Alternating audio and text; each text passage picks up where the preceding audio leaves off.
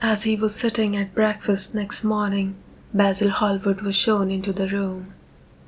"I'm so glad I have found you, Dorian," he said gravely.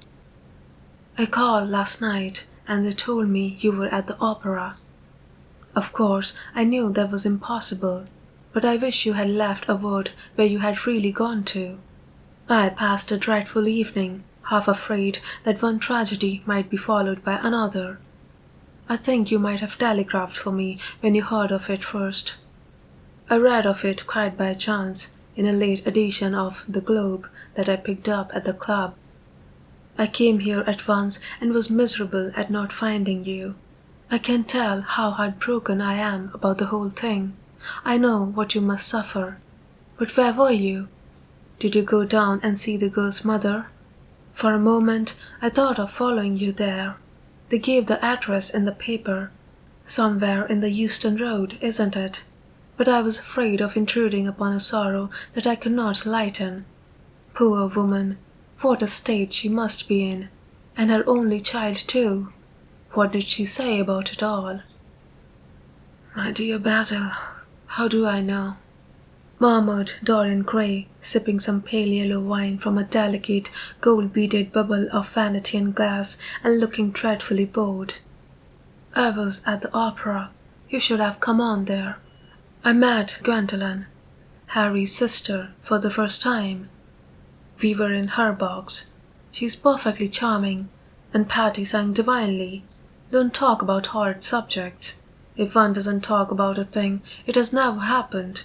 It is simply expression, as Harry says, that gives reality to things. I may mention that she was not the woman's only child. There is a son, a charming fellow, I believe, but he is not on the stage. He is a sailor or something. And now tell me about yourself and what you are painting." "You went to the opera," said Hallward, speaking very slowly and with a strained touch of pain in his voice. "You went to the opera while Sybil Vane was lying dead in some sordid lodging. You can talk to me of other women being charming, and of Patty singing divinely before the girl you loved has even the quiet of her grave to sleep in. Why, man, there are horrors in store for that little white body of hers." "Stop it! Stop, Basil! I won't hear it!" cried Dorian, leaping to his feet.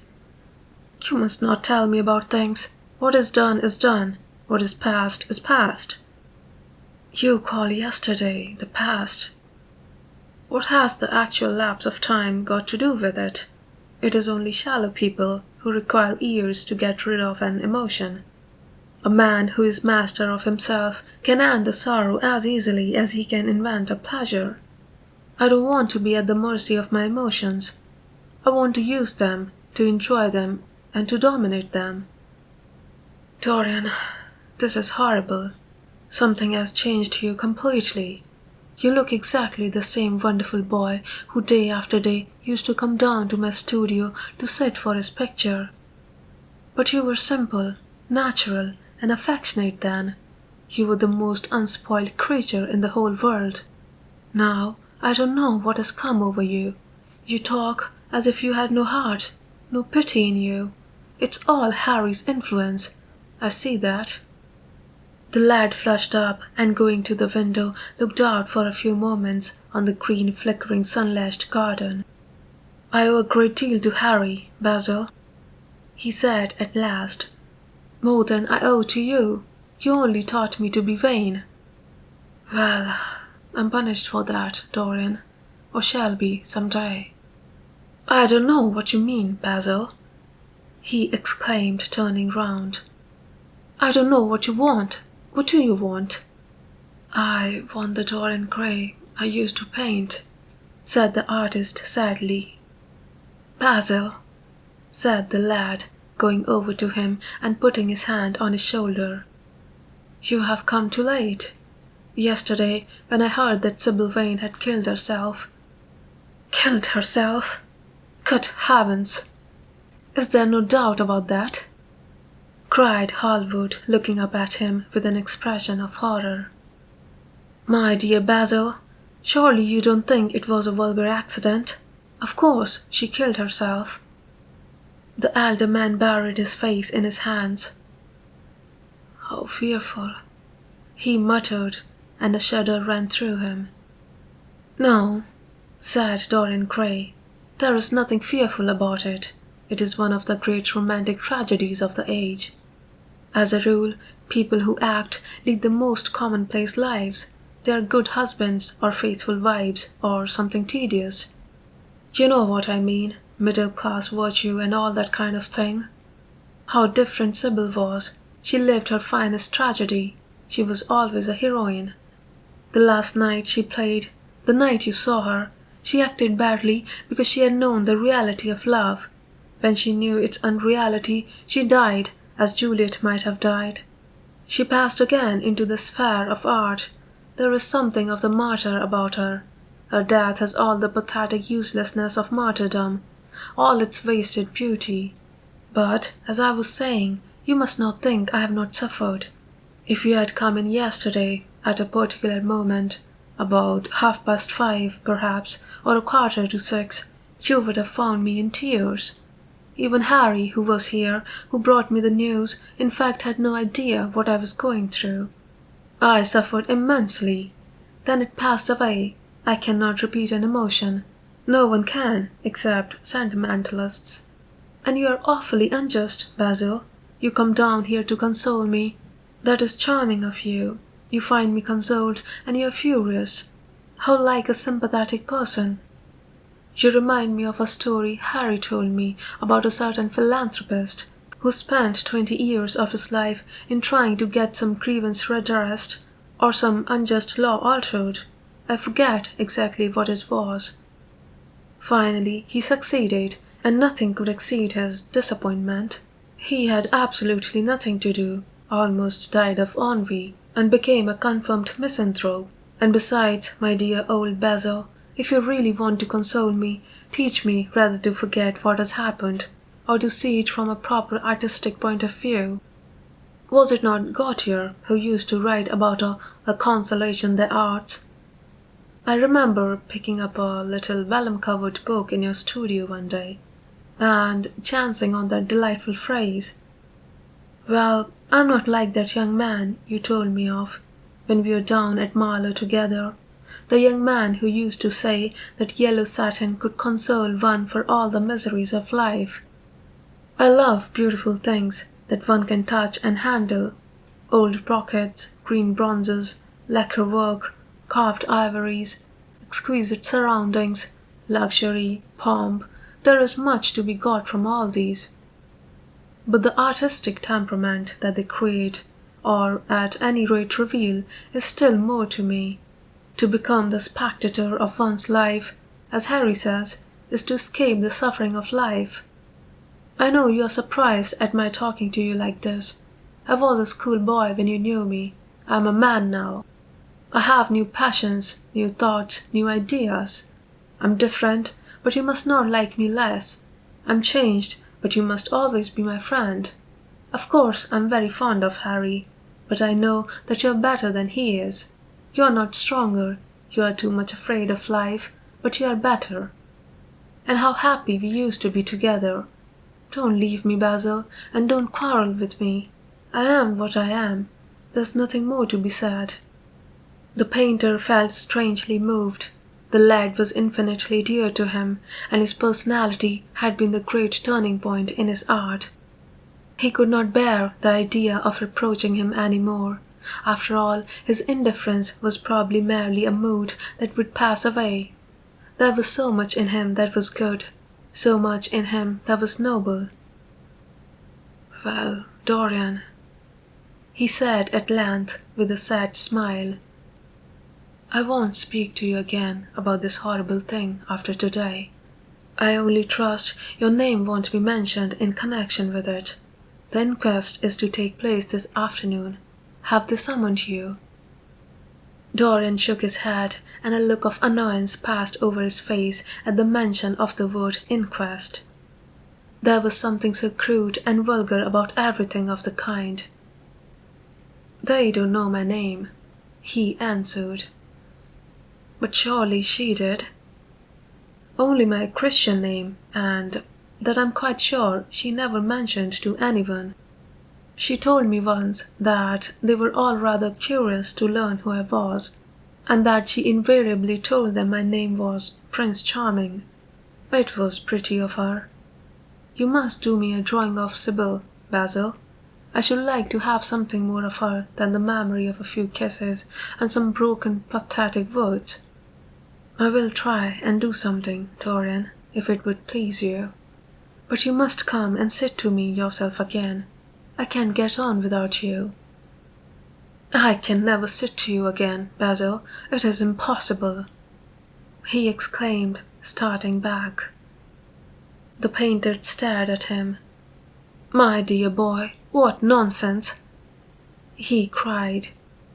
Do you mean to say you don't like what I did of you? Where is it? Why have you pulled the screen in front of it? Let me look at it. It is the best thing I've ever done. Do take the screen away, Dorian. It is simply disgraceful of your servant hiding my work like that. I felt the room looked different as I came in. My servant has nothing to do with it, Basil. You don't imagine I let him arrange my room for me? He settles my flower for me sometimes, that is all. No, I did it myself. The light was too strong on the portrait. Too strong? Surely not, my dear fellow. It is an admirable place for it. Let me see it. And Hallward walked towards the corner of the room. A cry of terror broke from Dorian Gray's lips, and he rushed between the painter and the screen. Basil, he said, looking very pale, you must not look at it. I don't wish you to. Not look at my own work? You're not serious. Why shouldn't I look at it? Exclaimed Hallward, laughing. If you try to look at it, Basil, on my word of honor, I will never speak to you again as long as I live. I'm quite serious. I don't offer any explanation, and you are not to ask for any. But remember, if you touch this screen, everything is over between us. Hallward was thunderstruck. He looked at Dorian Gray in absolute amazement. He had never seen him like this before. The lad was actually pallid with rage. His hands were clenched, and the pupils of his eyes were like discs of blue fire. He was trembling all over. Dorian, don't speak. But what is the matter? Of course, I won't look at it, if you don't want me to, he said rather coldly, turning on his heel and going over towards the window. But really, it seems rather absurd that I shouldn't see my own work, especially as I'm going to exhibit it in Paris in the autumn.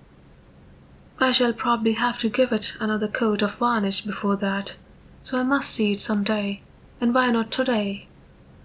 To exhibit it? You want to exhibit it? Exclaimed Dorian Gray, a strange sense of terror creeping over him. Was the world going to be shown his secret? Were people to gape at the mystery of his life? That was impossible. Something, he did not know what, had to be done at once.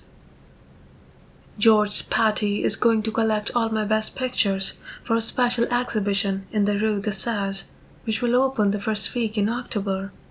The portrait will only be away a month. I should think you could easily spare it for that time.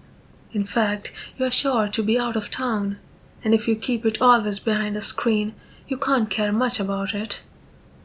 Dorian Gray passed his hand over his forehead. There were beads of perspiration there. He felt that he was on the brink of a horrible danger.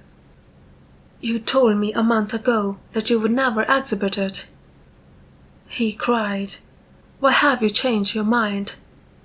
You people who go in for being consistent have just as many moods as others have. The only difference is that your moods are rather meaningless. You can't have forgotten that you assured me most solemnly that nothing in the world would induce you to send it to any exhibition. You told Harry exactly the same thing. He stopped suddenly, and a gleam of light came into his eyes. He remembered that Lord Henry had said to him once, half seriously and half in jest, If you want to have a strange quarter of an hour, get Basil to tell you why he won't exhibit your picture. He told me why he wouldn't, and it was a revelation to me. Yes, perhaps Basil too had a secret. He would ask him and try," he said, coming over quite close and looking him straight in the face. "We have each of us a secret. Let me know yours, and I shall tell you mine. What was your reason for refusing to exhibit my picture?" The painter shuddered in spite of himself. "Dorian, you might like me less than you do, and you would certainly laugh at me. I could not bear your doing either of those two things. If you wish me never to look at your picture again, I am content. I have always you to look at. If you wish the best work I have ever done to be hidden from the world, I am satisfied. Your friendship is dearer to me than any fame or reputation." "No, Basil, you must tell me," insisted Dorian Gray. "I think I have a right to know." His feeling of terror had passed away and curiosity had taken its place. He was determined to find out Basil Hallward's mystery. "Let us sit down, Dorian," said the painter, looking troubled. "Let us sit down and just answer me one question. Have you noticed in the picture something curious, something that probably at first did not strike you, but that revealed itself to you suddenly?" "Basil," cried the lad, clutching the arms of his chair with trembling hands and gazing at him with wild, startled eyes. "I see you did. Don't speak. Wait till you hear what I have to say. Dorian, from the moment I met you, your personality had the most extraordinary influence over me. I was dominated, soul, brain, and power, by you. You became to me the visible incarnation of that unseen ideal whose memory haunts us artists like an exquisite dream. I worshipped you. I grew jealous of everyone to whom you spoke. I wanted to have you all to myself. I was only happy when I was with you. When you were away from me, you were still present in my art. Of course, I never let you know anything about this. It would have been impossible. You would not have understood it. I hardly understood it myself. I only knew that I had seen perfection face to face, and that the world had become wonderful to my eyes. Too wonderful, perhaps, for in such mad worships there is peril, the peril of losing them, no less than the peril of keeping them. Weeks and weeks went on, and I grew more and more absorbed in you. Then came a new development. I had drawn you as Paris in dainty armor, and as Adonis with huntsman's cloak and polished bow spear. Crowned with heavy lotus blossoms, you had sat on the prow of Adrian's barge, gazing across the green turbid Nile. You had leaned over the still pool of some Greek woodland and seen in the water's silent silver the marvel of your own face, and it had all been what art should be, unconscious, ideal, and remote. One day, a fatal day, I sometimes think, I determined to paint a wonderful portrait of you as you actually are, not in the costume of dead ages, but in your own dress and in your own time. Whether it was the realism of the method or the mere wonder of your own personality, thus directly presented to me without mist or veil, I cannot tell. But I know that as I worked at it, every flake and film of color seemed to me to reveal my secret. I grew afraid that others would know of my idolatry.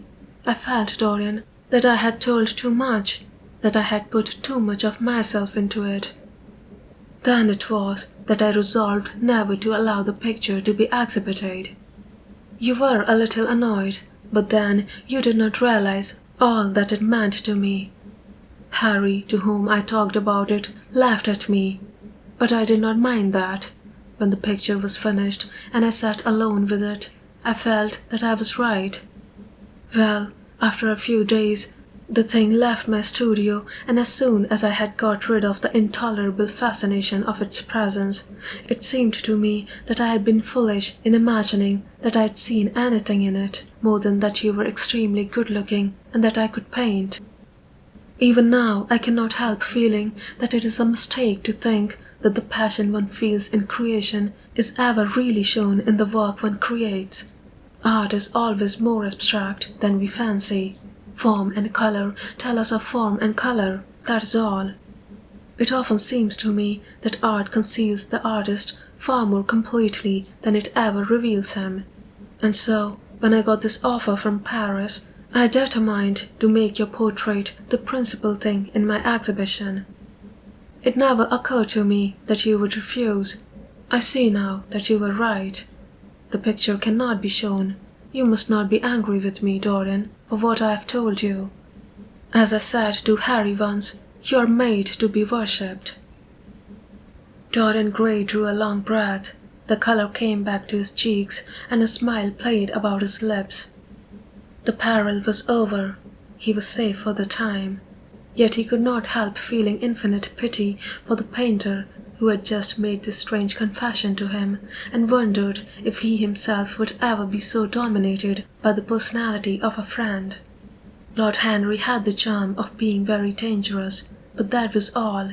He was too clever and too cynical to be really fond of. Would there ever be someone who would fill him with a strange idolatry? Was that one of the things that life had in store? "It is extraordinary to me, Dorian," said Hallward, "that you should have seen this in the portrait. Did you really see it?" "I saw something in it," he answered, "something that seemed to me very curious." "Well, you don't mind my looking at the thing now?" Dorian shook his head. "You must not ask me that, Basil. I could not possibly let you stand in front of that picture." "You will some day, surely?" "Never." "Well, perhaps you are right. And now goodbye, Dorian. You have been the one person in my life who has really influenced my art. Whatever I have done that is good, I owe to you. Ah, you don't know what it cost me to tell you all that I have told you." "My dear Basil," said Dorian, "what have you told me? Simply that you felt that you admired me too much. That is not even a compliment." "It was not intended as a compliment. It was a confession. Now that I have made it, something seems to have gone out of me. Perhaps one should never put one's worship into words. It was a very disappointing confession." "Why, what did you expect, Dorian? You didn't see anything else in the picture, did you? There was nothing else to see?" "No, there was nothing else to see. Why do you ask? But you mustn't talk about worship. It is foolish. You and I are friends, Basil, and we must always remain so." "You have got Harry," said the painter sadly. "Oh, Harry!" cried the lad.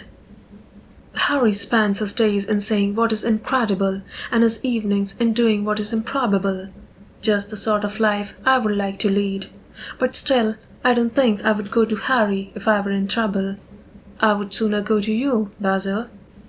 "You will sit to me again?" "Impossible." "You spoil my life as an artist by refusing, Dorian. No man comes across two ideal things. Few come across one. I can't explain it to you, Basil, but I must never sit to you again. There is something fatal about a portrait. It has a life of its own. I will come and have tea with you. That will be just as pleasant." "Pleasanter for you, I'm afraid," murmured Hallward regretfully. "And now goodbye. I'm sorry you won't let me look at the picture once again, but that can't be helped. I quite understand what you feel about it."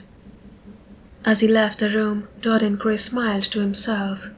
Poor Basil, how little he knew of the true reason, and how strange it was that instead of having been forced to reveal his own secret, he had succeeded almost by chance in wresting a secret from his friend. How much that strange confession explained to him.